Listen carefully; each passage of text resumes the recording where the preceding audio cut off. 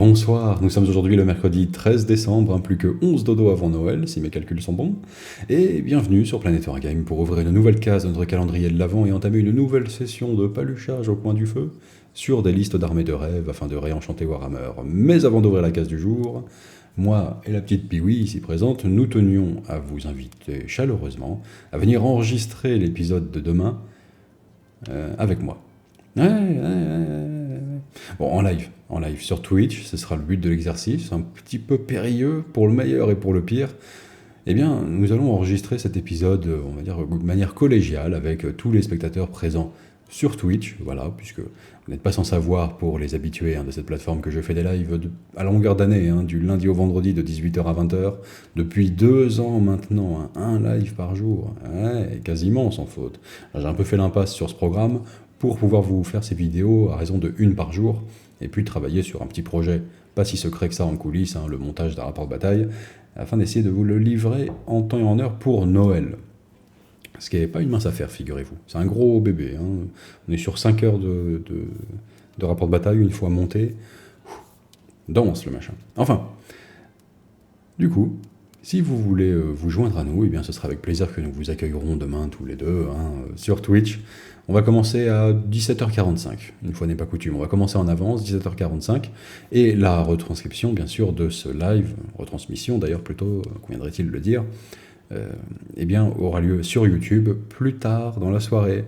L'épisode arrivera un peu plus tard que d'habitude sur YouTube, puisque il va falloir prendre le temps de faire cette fameuse liste avec les idées du public pendant le live Twitch, bien sûr, à 17h45, je répète. Donc demain, jeudi 17h45, voilà, jeudi 14. Bien.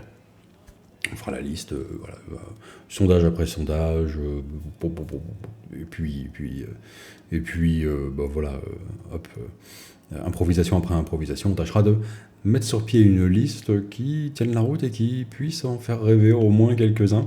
Et il en résultera un épisode qui sera posté plus tard. Là-dessus, je vous laisse ouvrir la case du jour. Ouais, alors qu'est-ce qu'on a là? On a là une force à thème Mad Max avec évidemment la faction tout indiquée pour ce faire, les orques, bien sûr, c'est consubstantiel à leur ADN, ça fait partie des inspirations de base de cette faction, des multiples inspirations de base, parce que c'est un peu un pot pourri, il y a plein de choses dans les orques, mais parmi ces inspirations, il en est une quand même qui n'est pas des moindres, c'est ce côté Mad Max, qu'on va vraiment embrasser là pleinement pour faire cette armée. Alors, on ne sera pas les premiers à avoir cette idée, on ne sera pas non plus les premiers à la réaliser, bien sûr, ça a déjà été fait maintes fois, mais pourquoi en même temps? Mais parce que c'est glorieux, tout simplement, c'est beaucoup trop stylé, et ce qui n'est pas forcément mis en évidence par ce petit montage-là, parce que, faute de pouvoir trouver tous les petits véhicules que je voulais inclure dans la liste, dans le schéma de couleur, on va dire adapté, j'en ai mis certains en noir et blanc, bon, c'est assez dégueulasse, mais ne vous y trompez pas néanmoins. Je pense que là, c'est 2000 points de pur bonheur qu'on a quand même rassemblés sur cet écran, et peut-être un moyen ou long terme entre vos doigts fébriles. De toute façon, ça ce sera une liste du studio Planet Wargame à terme. Je crois que l'espagnol est déjà dessus. Ça a parlé de compagnie blindée orque, et ça va bifurquer à mon avis en cours de route, pour une part au moins, sur ces petites joyeusetés véhiculées là. C'est un thème qui se recoupe complètement avec le culte de la vitesse. On est dans le côté Speed Freaks, là, le culte de la vitesse orque, et pour peu qu'on les peigne en rouge, ce serait des Evil Sons, et puis c'est à peu près indissociable en termes de choix d'unité d'une liste à thème Mad Max. Mais là, on va pas se priver d'aller chercher aussi de l'infanterie, des choses comme ça, toujours embarquées dans nos véhicules, évidemment.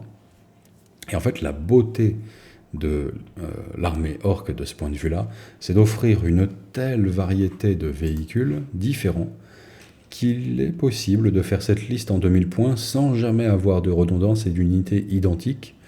Quand bien même on irait chercher 2 fois un profil d'unité, ça sera toujours représenté par un véhicule légèrement différent, converti par nos soins évidemment, mais on peut se permettre d'avoir un exemplaire de chaque, une fiche technique si vous voulez différente pour chaque véhicule, et ça c'est glorieux. Je vous laisse passer un petit peu d'inspiration à l'écran.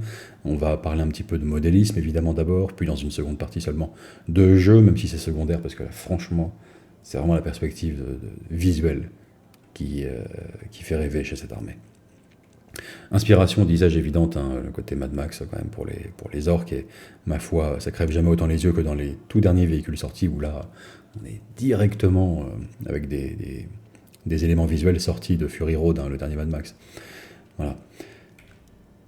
Donc c'est ce qui, à mon avis, forme une boucle un petit peu qui s'inter-influence dans le temps, parce qu'on ne m'enlèvera pas de l'idée, alors certes avec des biais énormes, hein, étant un gros nerd complètement mordu de Warhammer 40 000 depuis même avant mon adolescence pour le coup. Voilà, les biais j'ai quasiment que ça en tête, quoi. Mais toujours est-il que pour le tout dernier, quand même, Fury Road, et bon, qui aura bientôt droit à son spin-off, je ne peux pas m'empêcher de penser qu'il y a des éléments visuels qui, en revanche, ont été puisés dans l'iconographie de Warhammer 40 000. Alors je peux me tromper, bien sûr, ça peut relever de la coïncidence, et je n'ignore pas, hein, pour les mous du bulbe, qui sont toujours excellents dans l'exercice, d'énoncer des évidences, comme si c'était les seuls, comment dirais-je, à en être les détenteurs, alors que c'est tellement évident qu'on n'en parle pas, pour tous ceux qui volent un peu plus haut que ça, on va dire. Mais, évidemment, que, on va dire chronologiquement, d'abord, l'influence vient notamment de Mad Max, enfin à partir du deuxième, parce que le premier, bon, on a presque c'est des films d'une autre nature entre le premier et le deuxième, si on veut, mais enfin. Cependant, une fois que c'est dit, eh ben, 20 ans plus tard, peut-être même presque 30, on peut se retrouver avec une forme comme ça d'aller-retour, où, pour le coup, dans Fury Road, bon, j'aurais tendance à penser que certains des éléments précis peuvent avoir été puisés un petit peu dans des illustrations de Warhammer 40 000, certaines choses très spécifiques. Je dis pas que Miller est allé, est lui-même féru de Wargame, mais enfin, il est possible que parmi ses équipes visuelles, il y en ait un ou deux qui ait croqué du zombie gentiment pendant son adolescence. Voilà, je pense à un ou deux trucs précis. Le moment où il y a un des personnages dont je ne saurais pas dire le nom, mais qui devient, qui devient aveugle, sans péter du shrapnel à la gueule ou je sais plus quoi. Enfin, il se retrouve avec les yeux crevés et il change instantanément de personnalité. Il change instantanément de de rôle, le personnage, quoi. Il embrasse pleinement cette nouvelle vocation qu'est la sienne, que celle d'être un malade complètement aveuglé qui défouraille avec des fusils mitrailleurs, aveuglément et indifféremment autour de lui. On est vraiment dans du pur Wayne England en termes d'illustration. Je peux me tromper, mais enfin, on s'en fout. J'espère que vous m'excuserez cette digression, assez longue au demeurant. Donc un petit peu d'inspiration visuelle au passage. La liste, je n'ai pas mis de prix en euros, car ça n'a pas de prix, fondamentalement. Déjà, la liste n'a pas de prix. C'est juste beaucoup trop classe. Cependant, c'est très variable. C'est très variable, parce que selon qu'on aille chercher neuf chez Games Workshop chacune des entrées de cette liste, ou que l'on se contente, enfin, on se contente, c'est même pas vraiment le mot, on va dire, mais qu'on fasse sienne la quête de convertir intégralement la force, peut-être de la scratch builder même, à partir de rien, des ordures, quoi. Juste agencer de manière à former des véhicules, et la liste apparaît. Et ben, ça va coûter, soit de 0 à, que sais-je, probablement 2000 € la liste, sans doute, suivant la voie que l'on choisit. Et bien sûr, il y a toujours moyen d'osciller un petit peu, de passer de l'une à l'autre comme ça, hein, en allant tantôt chercher une entrée officielle et payer le prix fort, se faire plaisir avec un véhicule donné par exemple, et puis tantôt en improvisant un petit truc qui roule vaguement, hein, avec cette voix boudinée, et en faisant un adorable véhicule là sorti de sa corbeille, quoi. Bon, tout est possible, tout est possible. Cependant, comme je le disais, on aura vraiment de quoi s'amuser avec les entrées proposées. Les boys, on les représentera bien comme on le veut, ma foi, c'est-à-dire soit classiques, hein, bien sûr, les peaux vertes, quoi. Soit on pourra les warboysiser, hein, un petit peu façon Fury Road, ma foi, avec cette apparence-là plutôt à la place. Ça, on fera bien comme on voudra. L'infanterie va pas être clairement au cœur de cette liste, hein, ce seront des figurants, mais bien sûr, les stars seront les véhicules, véritablement.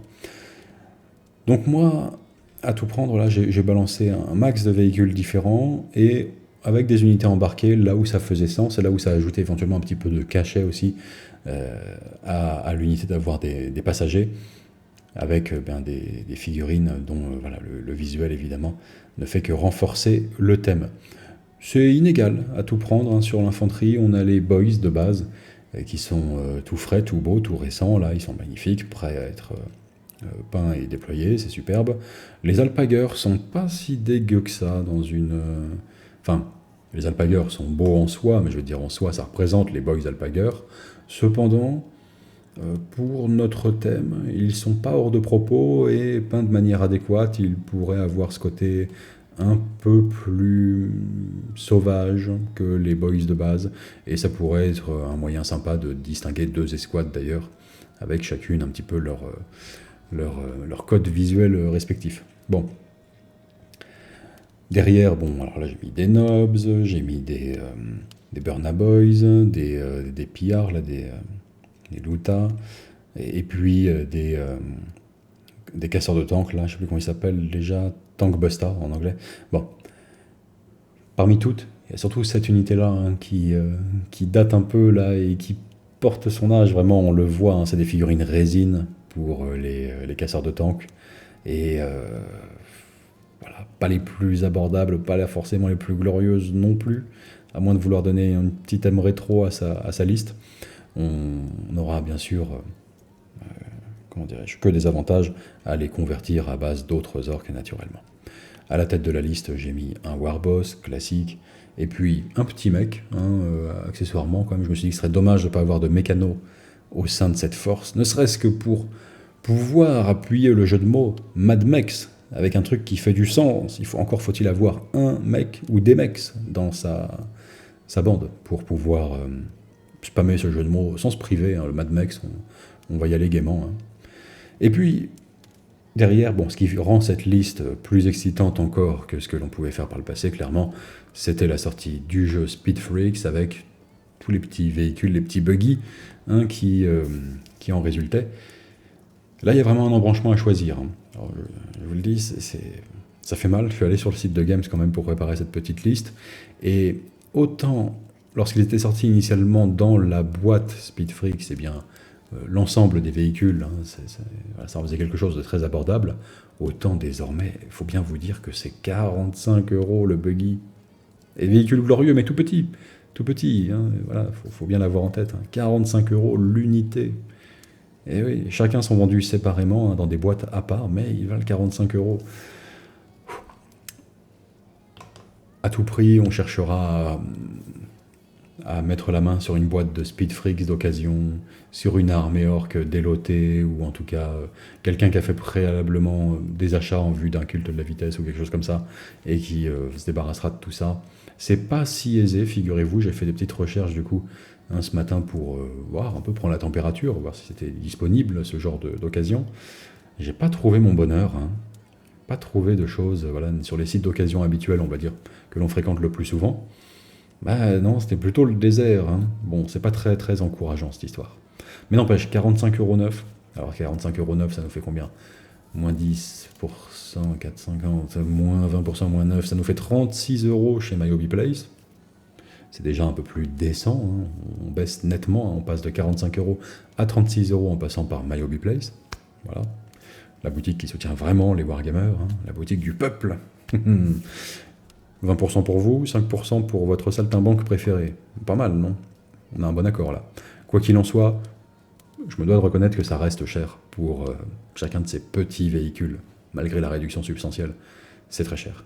C'est là où en revanche on pourra s'en donner à cœur joie, si on n'arrive pas à mettre la main sur une très bonne occasion pour ces petits buggy. Toutes les conversions peuvent y passer, vraiment, tout y passe. On peut même faire des trucs sympas à base des anciens tracks, en leur rallongeant par exemple une petite remorque, une connerie, une citerne, n'importe quoi pour les rendre un petit peu plus volumineux. Enfin, on a de quoi vraiment s'amuser.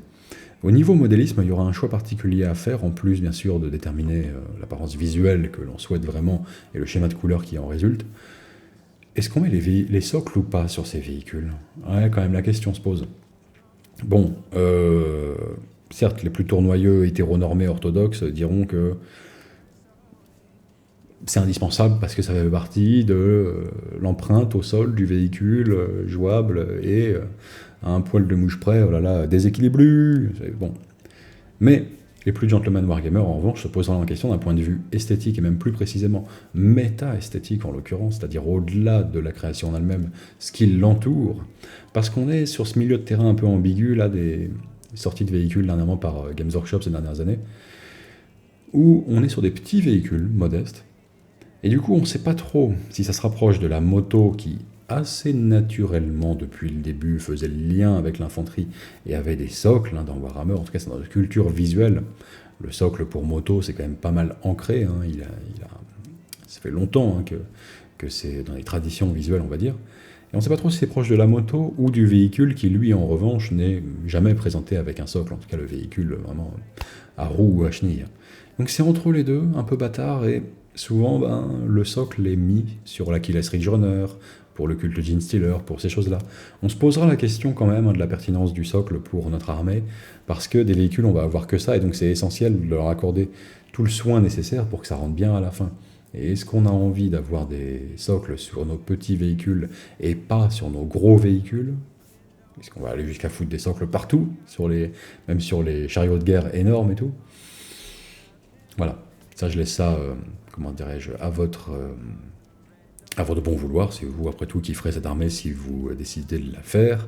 Mais la question peut se poser, voilà, je veux vraiment mettre ça en évidence, parce que ça aura quand même pas mal d'incidence sur l'esthétique de l'ensemble de son armée, si on décide de tout socler, rien socler, socler la moitié, mais pas l'autre. Ça va être déterminant quand même. Moi, personnellement, si vous voulez ma position, je m'abstiendrai de les socler. Pas de socle, pas de socle. Sauf pour les motos. Voilà, ne me demandez pas, c'est arbitraire. Mais c'est comme ça. C'est ce qui parle à mon cœur, là, maintenant, tout de suite. Il n'y a pas de logique implacable derrière. Pas de socle pour ces petites merveilles. Bon, au niveau du schéma de couleurs, alors on fera bien comme on veut, ma foi, mais je voudrais simplement vous faire remarquer un truc.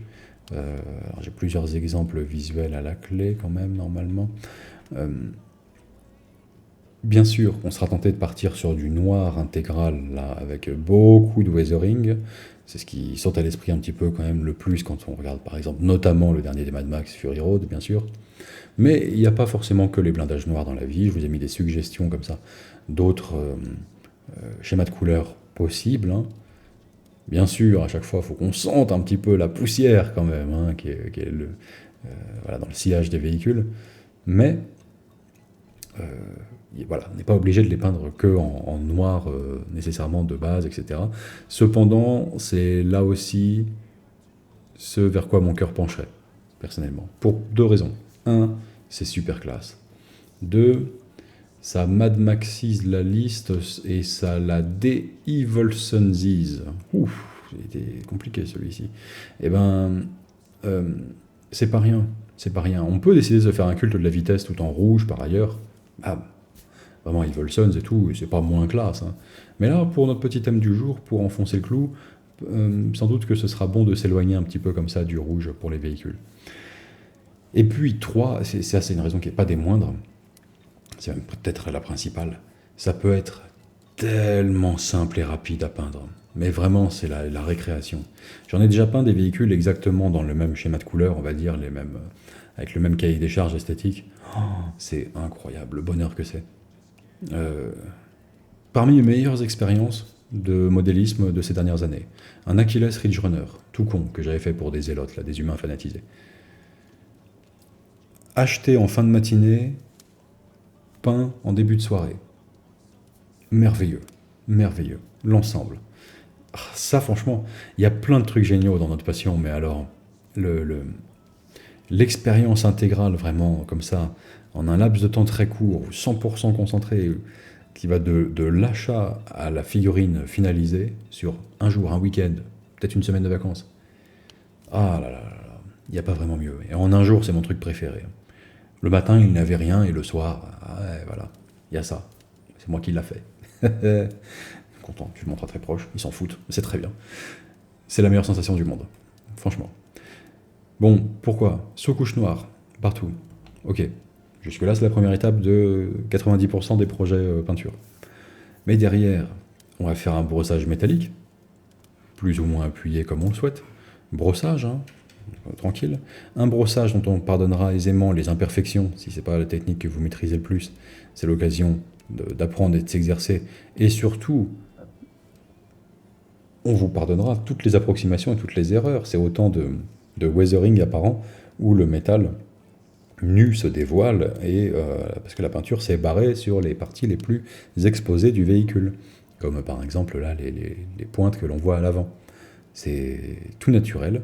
Ça tiendra lieu d'unique éclaircissement entre guillemets, c'est-à-dire que les arêtes toutes comme ça, avec la peinture apparente en dessous du véhicule, enfin le métal apparent plutôt, eh bien, se substitueront aux éclaircissements parce qu'ils se situent exactement aux mêmes endroits, physiquement sur la figurine, les arêtes.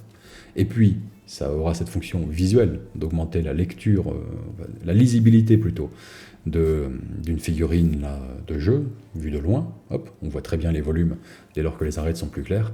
Là, elles seront éclatantes avec le métal apparent. Et voilà, donc ça tient lieu d'éclaircissement, sans en être un vrai, c'est du weathering. Mais, ouais, malin. Mais n'empêche, ce couche noir, brossage. Hein. Pour l'instant, on est à 2 étapes. 3e étape, weathering. On y va comme un sagouin, comme un cochon. On a envie de dégainer les pigments éventuellement pour l'occasion, mais c'est même pas la peine, je vais vous dire. On fait du weathering très bien avec de la peinture, là par exemple orange, ocre, jaune, n'importe quoi, diluée à la flotte et barbouillée sans scrupule. Hein.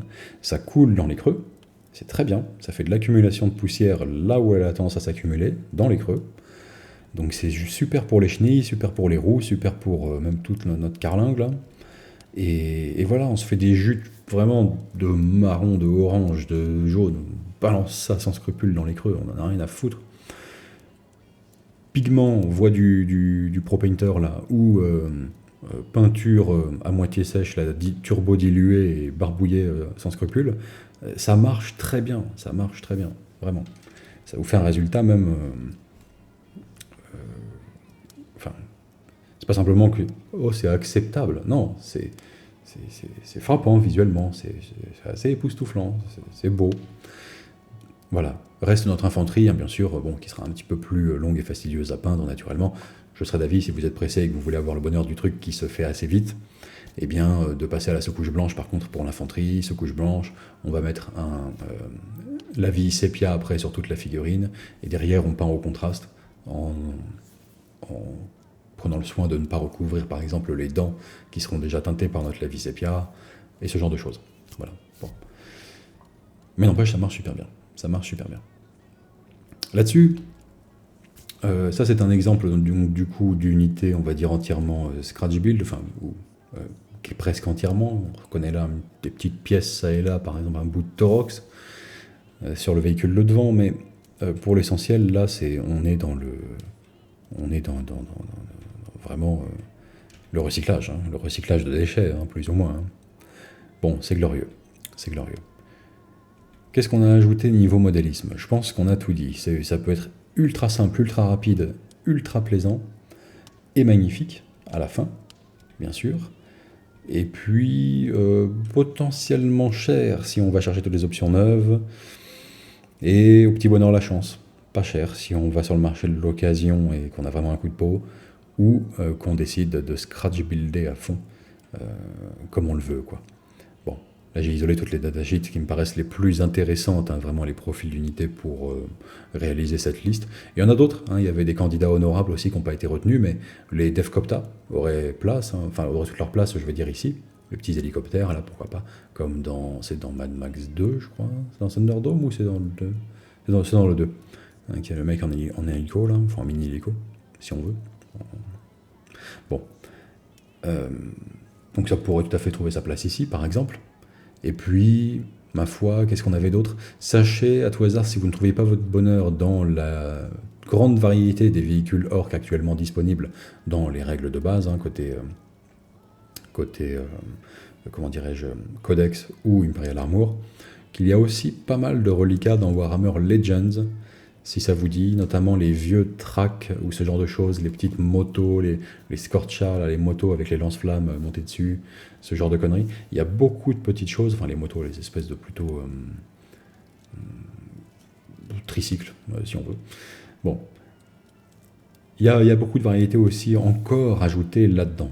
Mais bon, on remplit déjà 2000 points avec tous les véhicules existants, donc on n'hésitera pas à se faire plaisir. Petite note encore, point de vue modélisme quand même. Euh, Regardez côté Imperial Armour et Forge World, hein, c'est vachement intéressant. Pas forcément pour vous acheter précisément ces unités, mais le châssis du Kill Tank quand même. Et son profil, c'est génial. On aurait tort de s'en priver. Plusieurs options d'ailleurs d'armement et tout, mais juste la bestiole. Là, c'est au-dessus dans la hiérarchie. C'est au-dessus comment dirais-je, du Battle Wagon, hein. Voilà, c'est au-dessus du gros camion là, hein. C'est encore plus résistant et puissant. Pourquoi pas, là j'ai mis une petite conversion de Killrig, qui normalement est tracté par un genre de squig, mais là revéhiculisé. Si le cœur nous en dit, on pourra, pourquoi pas, aller chercher ça, ou si on a ça tout simplement dans une boîte dormante, si on met la main sur une occasion. Si on veut pas forcément mettre la bestiole à l'avant, si on veut être intégralement en véhicule motorisé, eh bien on pourra aussi je sais pas si on dit rétro-ingénierie ou ingénierie tout court à partir de ce stade-là, parce que ça revient à passer le stade de l'attraction animale. Donc voilà, mystère. J'ai mis un petit rhino gentiment, ça pourrait être n'importe quel véhicule honnêtement, qu'on n'hésitera pas à compter comme véhicule volé. Il n'y a pas de règle spécifique pour jouer les véhicules volés désormais chez les orques, il n'y en a plus, aucune du tout, en V10. Cependant, dans le fond, un véhicule volé, c'est un véhicule orc, c'est tout. Et puis, visuellement, on le représentera bien comme on veut, on va dire, son profil de truck, son profil de kill tank, son profil de track géant, là, avec le truc Forge World qu'on voit au-dessus, là, qui est sympa aussi, là, le gros track, le big track, il s'appelle. Voilà. Bon, on a des motards au fond, discrets, mais ils sont là, bon, on a de quoi s'amuser, quoi. Je pense qu'on a fait le tour niveau modélisme. On va passer maintenant à la partie jeu. Alors, dans cette liste à 2000 points, et précisément d'ailleurs 1995 points, on a un Deffkilla Wartrike. C'est le boss que l'on voit sur moto, là, au fond, pour mener les motards. Il va s'intégrer à l'escouade. On a un petit Mac. Ici, il a le mécano dans sa force, ce sera dommage de s'en priver. On a un Warboss devant. Voilà, qu'on convertira bien selon son bon vouloir. On a une unité de D-Boys qui va aller dans un camion, ou truck en anglais. On a un deuxième truck là d'ailleurs, ici, c'est le petit Rhino véhicule volé, pourquoi pas, je manquais un peu de transport. Ça fait une redite, cela dit, mais on pourra, si l'on le souhaite, faire l'impasse là-dessus et mettre une autre unité plus offensive. Moi je voulais avoir quand même pas mal de transport. N'empêche que, bon, impossible de faire le rapprochement visuel entre le Rhino volé là, et le truck. On a un Battle Wagon, là, cette grosse monstruosité, avec plein de variétés d'équipements possibles, c'est génial. On a un Big Track, c'est ce truc là de chez Forge World, là, glorieux aussi, moi je l'adore.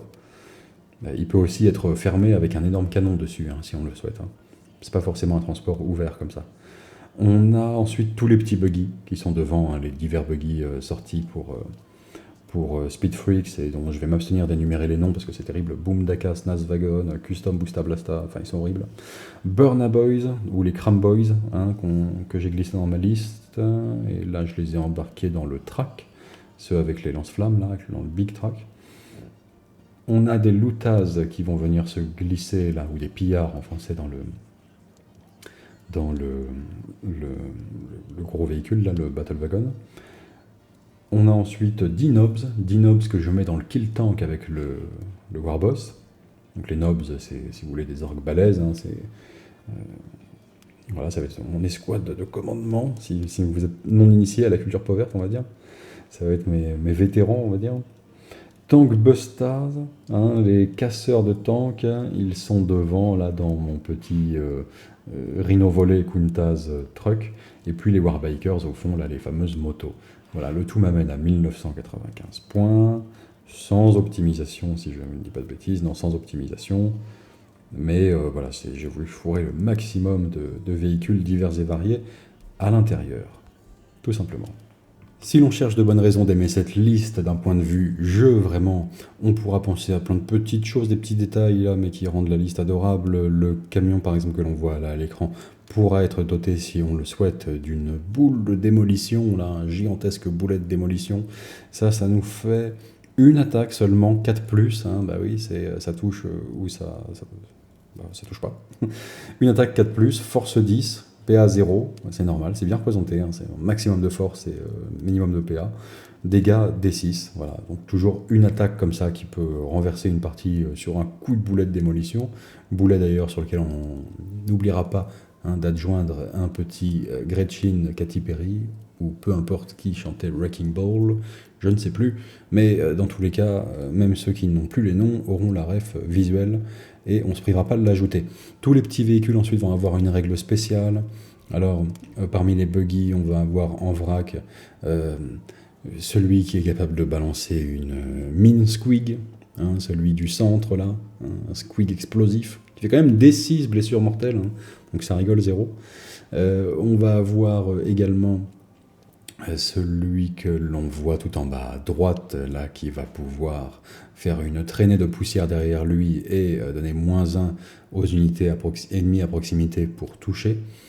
Donc on a vraiment de quoi on va dire, s'amuser avec chacun des trucs où chaque véhicule est particulier, chaque véhicule apporte sa petite règle spéciale, son petit move signature en somme.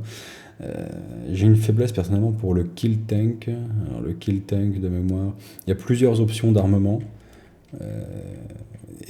Si visuellement, à la rigueur, le gros canon, l'énorme obusier, là, aurait tendance à avoir ma faveur, il y a vraiment un truc assez sensationnel dedans. De fait, quand je lis les règles, par exemple, de la... Comment ça s'appelle du Giga Shoota. Alors, le Giga Shoota, ça ressemble plutôt à ça, ce qu'on voit à l'avant, là. Juste, le truc est hérissé d'armes qui n'ont aucun sens à l'avant, là. 48 pouces, le Giga Shoota, 30 tirs. Touche sur 5+, évidemment, c'est quand même orc. Force 6, PA -1, dégâts 1. Tir soutenu 1. Et par ailleurs, quand on tire à mi-portée, donc c'est quand même 24 pas, eh bien, on a +1 au jet de touche. Voilà. Ça s'appelle mur de Daka comme règle. Donc à 24 pas, on a +1 sur le jet de touche, on touche sur 4+, tous les 6 nous font une touche supplémentaire, et on balance quand même 30 dés quand on tire avec tout cet arsenal invraisemblable à l'avant de son kill tank. Je trouve ça beaucoup trop glorieux pour être refusé, franchement c'est génial. Force 6, PA -1, c'est quand même... c'est un Punisher, mais en mieux. Mais ça tire moins bien. Bon. Et voilà, c'est très, très orc dans l'esprit, donc là vraiment j'adore. Derrière, qu'est-ce qu'on va avoir aussi comme règles avec lesquelles on peut s'amuser? Ça ne compte pas vraiment comme une règle c'est une règle avec laquelle on peut s'amuser tour 0, avant le déploiement. C'est stupide, je m'en veux presque partager ça avec vous, mais n'empêche, je peux pas m'empêcher, ça m'a choqué, j'avais pas regardé les orques en V10 jusqu'à présent, mais s'agissant de notre gros battle wagon, là, qui a plein d'options pour être fermé avec un méga canon, être ouvert et avoir un maximum de capacité de transport. Et ça dépend. Il y a, franchement, là, ce qui fait du bien, c'est qu'on est aussi dans des vieux kits qui avaient plein d'options et étaient conçus de base avec plein d'options. Et la ligne un peu de games maintenant, où si ça n'existe pas en figurine vendue officiellement, alors ça n'existe pas dans les règles, eh bien, ils n'ont pas pu rétroactivement, on va dire, s'en servir pour invalider des trucs qui faisaient partie des options d'assemblage de base de véhicules sortis il y a longtemps. Donc là, on va pouvoir quand même en tirer parti. Mais ce qui m'intéresse surtout, c'était ce détail complètement débile, mais que je m'en voudrais d'être, de garder pour moi quand même. Transport. Alors, il peut transporter 22 figurines d'infanterie orc, notre battle wagon là. Évidemment, s'il a un kill cannon, ça réduira à 12, parce qu'il y a le canon qui prend toute la place. Mais surtout, oui, alors... les figurines avec les réacteurs dorsaux ou les méga armures prennent 2 places. Et Ghazghkull Traka prend la place de 18 figurines. C'est tout. Voilà, c'est tout. Ça laisse juste la place pour Makari en fait dedans, vite fait. Et puis peut-être basta, un petit d'autres orques suiveurs là pour arriver au total de 22. Mais bon, c'est tout. Ghazghkull Traka prend la place de 18 figurines. Ça va mieux en le disant. Voilà. Pour le reste, on a une liste variée. Faut pas oublier que pas mal des transports sont fourrés quand même avec de l'infanterie qui peut débarquer. J'ai fait des unités minimalistes à chaque fois, 5, hein, souvent parce que d'ailleurs il y en a pas mal qui sont vendus par 5 pour les spécialistes. Je pense par exemple aux crameurs, aux casseurs de tanks ou ce genre de choses. Mais à chaque fois, euh, une unité, une spécialité, un endroit stratégique du champ de bataille sur lequel les déployer. On a des trucs variés, de l'anti-tank, de l'anti-infanterie.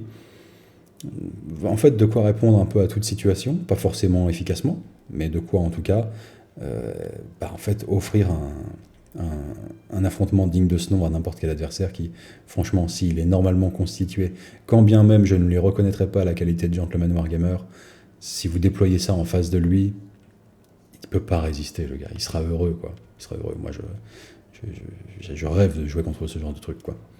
Bon. Donc, c'est magnifique. Il y a tout à aimer dedans. Qu'est-ce qu'on peut ajouter encore? Non, après, bon, on rentre dans le trop spécifique niveau règles. Et puis, l'essentiel a été dit. C'est surtout en pratique qu'on va s'amuser, je pense, avec tous ces jouets là sur la table, qu'on aura soit collectionné patiemment, soit construit vraiment de ses mains. Hein. Et regarde mes mains, garçon. Je l'ai tuné avec mes mains, tu vois. C'est un peu bizarre, là. Mélange, je sais pas, le terme tuning mélangé à l'ouvriérisme, c'est bizarre. Mais bon, on pourra s'amuser. On choisira le degré de parallèle avec Mad Max que l'on souhaite établir. Hein. Enfin, soit, on va dire, plutôt parallèle mais très éloigné, soit au contraire, juste vraiment, on danse sur le fil.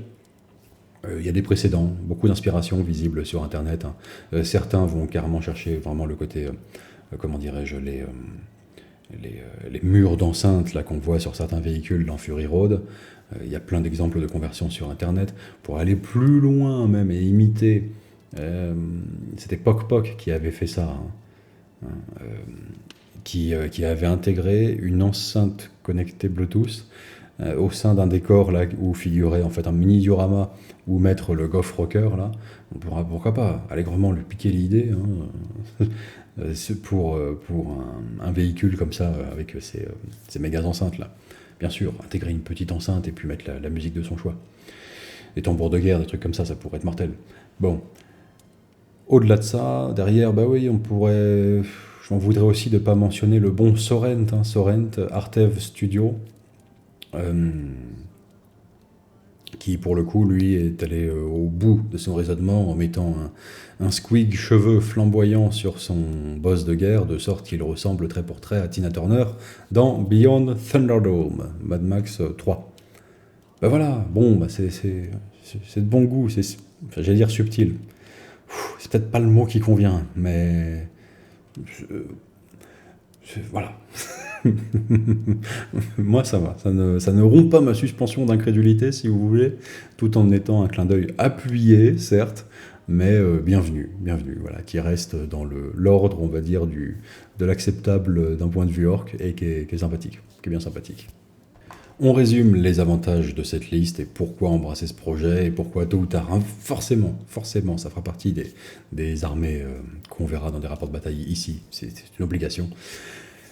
C'est frappant visuellement. Presque tout le monde a la ref, elle est quasiment universelle celle-ci, en tout cas dans nos milieux, si on la loupe, c'est difficile. Hein.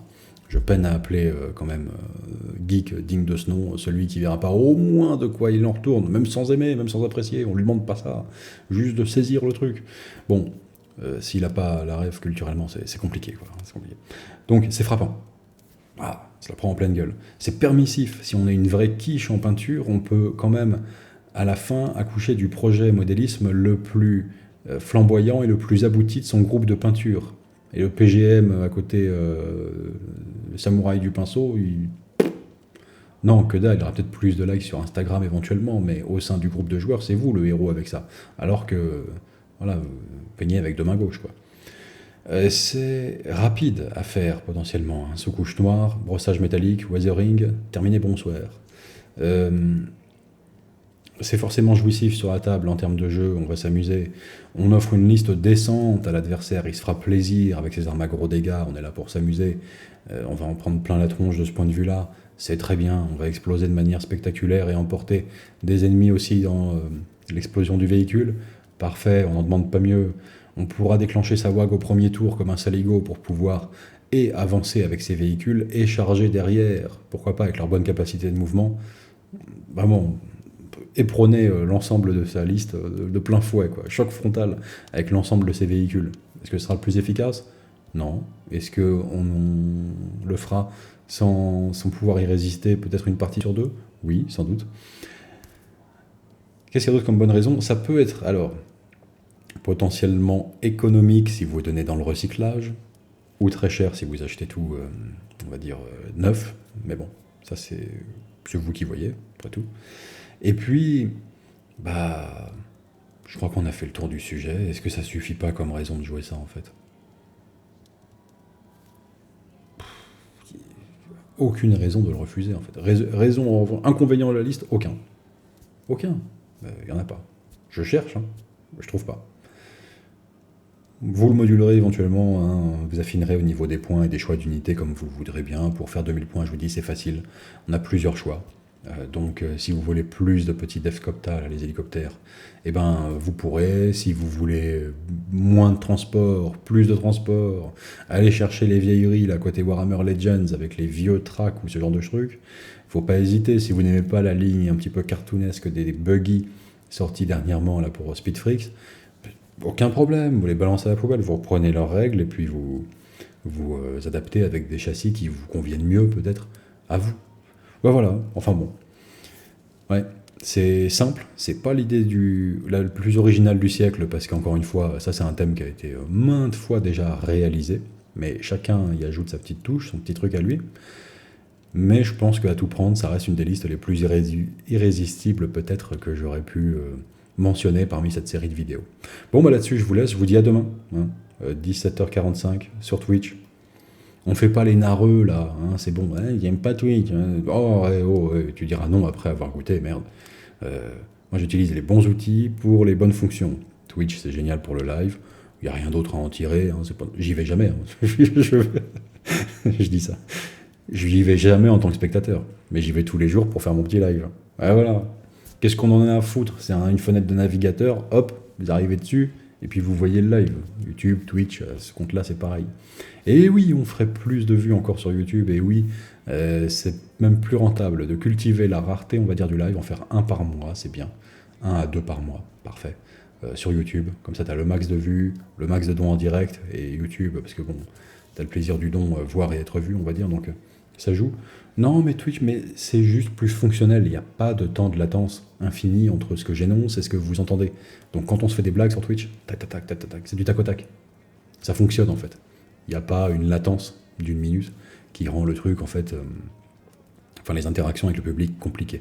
Donc au moins là, c'est l'avantage de cette plateforme et j'en profite allègrement. Et puis là-dessus, c'est tout. Hein. Je vous dis bonne peinture, bon jeu et à demain. Ciao.